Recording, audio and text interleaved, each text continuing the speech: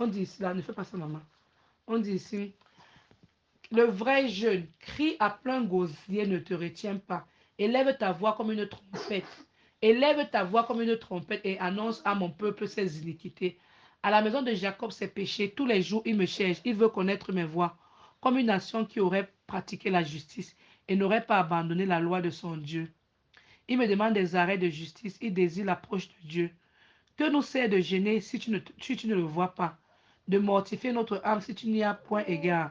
Voici le jour de votre jeûne, vous vous livrez à vos penchants et vous traitez durement tous vos mercenaires. Voici vous jeûnez pour disputer et vous quereller. Pour frapper méchamment du poing, vous ne jeûnez pas comme le veut ce jour. Pour que votre voix soit entendue en haut, est-ce cela le jeûne auquel je prends plaisir? Un jour où l'homme s'humilie, humilie son âme. Donc, je vais d'abord m'arrêter un peu. Parce que, tu sais, c'est un peu pas facile de comprendre, mais je vais un peu te dire. Le Seigneur dit ici là que crie à plein gosier, ne te retiens pas, élève ta voix comme une trompette et annonce à mon peuple ses iniquités. Donc, il a chargé ici là, le prophète a parlé à son peuple. À la maison de Jacob, ses péchés, tous les jours, il me cherche.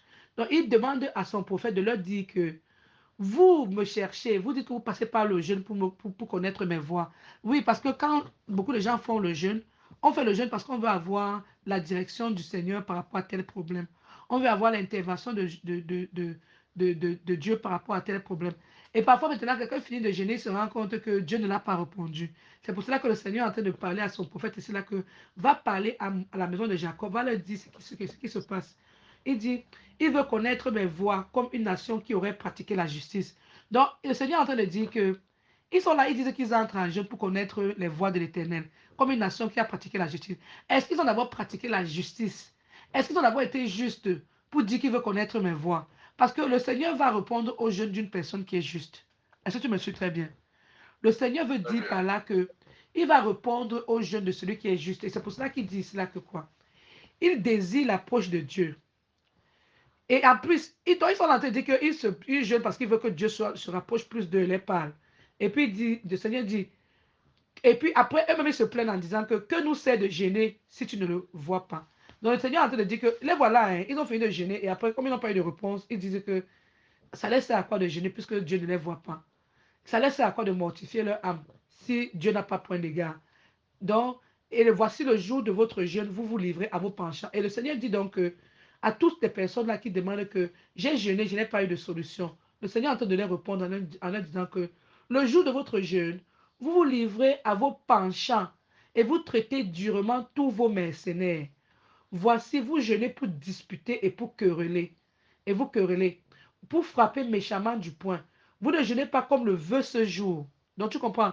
Donc le Seigneur veut dire que en fait, une personne qui jeûne et qui n'a pas trouvé le résultat vraiment à la fin de son jeûne, c'est parce que durant son jeûne, qu'est-ce qu'il a fait? Il s'est livré à ses penchants. Donc, ça veut dire que durant le jeûne, il a continué à faire ce qu'il fait d'habitude. Et il a traité les gens durement.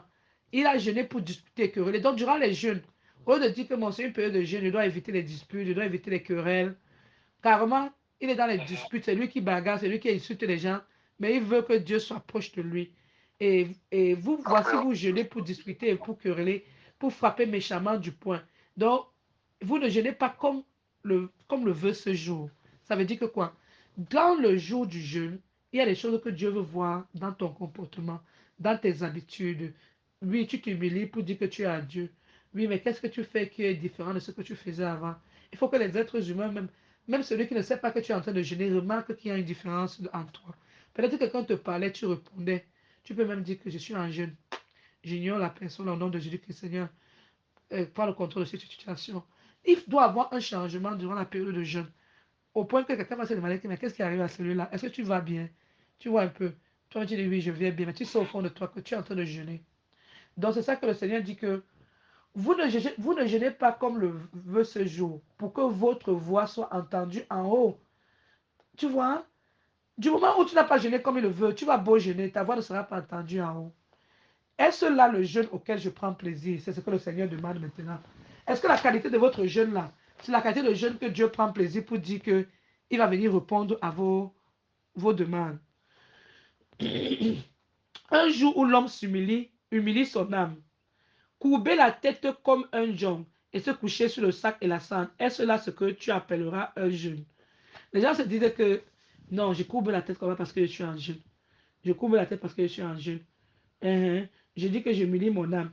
Et c'est ça le jeûne. Est-ce là que tu appelleras un jeûne, un jour agréable à l'Éternel? Point d'interrogation. Et voici ce qu'il écrit maintenant au verset 6. Voici le jeûne auquel je prends plaisir. Isaïe 58, verset 6. Détache les chaînes de la méchanceté. Détache les chaînes de la méchanceté. Donc toute personne qui sait qu'il est en train d'entrer en jeûne, il doit savoir que s'il a la méchanceté, qu'il avait même fait les chaînes qu'il a attachées quiconque, il doit d'abord aller détacher les chaînes là. N'importe qui que tu sais que peut-être tu gardes dans la personne là, dis que vraiment je ne garde plus dans la personne là, voilà. Il dit, détache les chaînes de la méchanceté, dénoue les liens, dénoue les liens de la servitude. Toute personne que tu sais que tu tiens en esclavage, il faut arrêter. Renvoie libre les opprimés, tu vois, renvoie libre les opprimés. Il y a des personnes que, peut-être une personne au Cameroun là-bas, pour qu'on lui donne quelque chose, c'est ton mot qu'on attend. Tu es là, tu dis que je ne donne pas mon mot. Ne donnez pas. J'ai dit non. Tu es là, tu es en train de détenir le succès de quelqu'un dans tes mains, mais tu veux que Dieu te donne le succès. Est-ce qu'on se comprend un peu? Bon, maintenant, et que l'on rompe toute espèce de joke. Partage ton pain avec celui qui a faim. Regarde bien, partage ton pain avec celui qui a faim. Ça, c'est très important. Je vais te dire pourquoi. Je vais d'abord finir la lecture. Et fais entrer dans ta maison les malheureux sans asile. Si tu vois un homme nu, couvre-le. Ça, c'est durant la période de jeûne. Hein. Et ne te détourne pas de ton semblable. Alors ta lumière poindra comme l'aurore, et ta guérison germera promptement. Ta justice marchera devant toi, et la gloire de l'Éternel t'accompagnera. Alors tu appelleras, et l'Éternel répondra. Tu crieras, et il dira, me voici. Si tu éloignes du milieu de toi le jour les gestes menaçants et les discours injurieux. Donc ne dis pas que tu es en jeûne, tu es là pour injurer les gens à la première minute. Et tu conduis, tu passes là-bas, hey, imbécile, oh, oh, machin. Tu es conduit, quelqu'un t'énerve là-bas, ou tu l'insultes jusqu'à ta part vient. Et tu dis que tu es en jeûne. Il dit que si tu t'éloignes du milieu de toi le jour les gestes menaçants et les discours injurieux, si tu donnes ta propre subsistance à celui qui a faim, peut-être ce que tu devais manger aujourd'hui là, si tu dis que tu entres en jeûne, tu calcules même quelqu'un là-bas au Cameroun, tu dis que vraiment, je te donne même les 2000 là, ou bien même 3000. Vraiment, achète ce que tu as besoin, peut-être même, c'est pas beaucoup, mais vraiment que ça t'aide même. Si tu rassasies l'âme indigente, ta lumière s'élèvera sur l'obscurité. Alléluia. Et tes ténèbres seront comme le midi. L'Éternel sera toujours ton guide. Il rassasiera ton âme dans les lieux arides. Il redonnera de la vigueur à tes membres. Tu seras comme un jardin arrosé. Tu as bien compris? Donc, une personne qui ne manque pas d'eau, une personne qui est plantée près des courants d'eau, les racines sont là-bas, comme une source dont les eaux ne tarissent pas. Tu as vu? Les tiens rebâtiront sur d'anciennes ruines. Tu relèveras tes fondements antiques. On t'appellera réparateur des brèches. Alléluia. Celui qui restaure les chemins, qui rend le pays habitable. Si tu retiens ton pied pendant le sabbat pour ne pas faire ta volonté à mon saint jour. Si tu fais du sabbat tes délices pour sanctifier l'Éternel en le glorifiant. Quand le Seigneur dit cela, que pour ne pas faire ta volonté à mon saint jour, donc durant les jours là que tu as choisi, que tu vas donner à l'Éternel, tu dois faire la volonté de Dieu, tu ne fais pas ta volonté. Et si tu l'honores en ne suivant point tes voies, si tu honores Dieu, donc tu honores Dieu en ne pas suivant tes propres voies, tu suis les voies de Dieu. En ne te livrant pas à tes penchants, à de vains discours. Donc, durant ta période de jeûne, les paroles qui sortent de ta bouche doivent édifier. Tu comprends un peu? Il ne faut pas être là pour faire le Congo ça sur que, oh, la prostituée de quoi là, oh, la fille avait fait comme ça. Alors tu mettras ton plaisir en l'Éternel et je te ferai monter sur les hauteurs du pays. Je te ferai jouir de l'héritage de Jacob, car la bouche de l'Éternel a parlé. Tu as compris? Voilà le vrai jeûne. Donc, comme tu me demandes que pour le jeûne là, si tu me demandes pour le jeûne, je te renvoie ici. J'ai essayé de lire avec toi. Pourquoi? Parce que au départ, ce n'est pas très clair. Tu comprends un peu? Quand tu lis au départ, tu ne comprends pas vraiment ce que le départ là signifie. Le départ de ce Isaïe 58 parle d'abord de toutes les personnes qui disent qu'ils ont jeûné, ils n'ont pas compris la réponse de Dieu. Et Dieu leur dit pourquoi ils ne comprennent pas. Et maintenant, Dieu dit qu'il y a un jeûne auquel il prend bien plaisir. Le jeûne auquel Dieu prend plaisir, c'est le jeûne où Dieu veut que tu partages ton pain avec celui qui a faim. Écoute bien, tu partages ton pain avec celui qui a faim. Tu donnes à celui qui est nu. Tu comprends un peu? Donc, c'est très important de comprendre ce que c'est que le vrai jeûne. Moi, j'ai toujours dit que l'Église catholique euh, ne nous a pas vraiment donné certaines bases. Tu comprends un peu? Et c'est à nous aussi de chercher. Parce que moi, j'ai été baptisé aussi catholique, que tu patrons à l'Église catholique. Le Seigneur dit que dans Osée 4, que mon peuple meurt faute de connaissance. La Bible est là.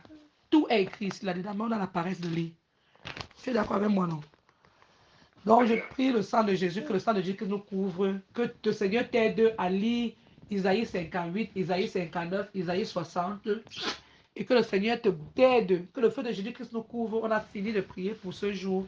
Que les anges éternels des armées campent autour de nous et nous protègent au nom puissant de Jésus-Christ.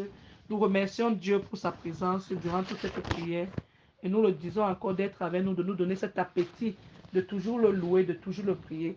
Au nom puissant de Jésus-Christ. Amen.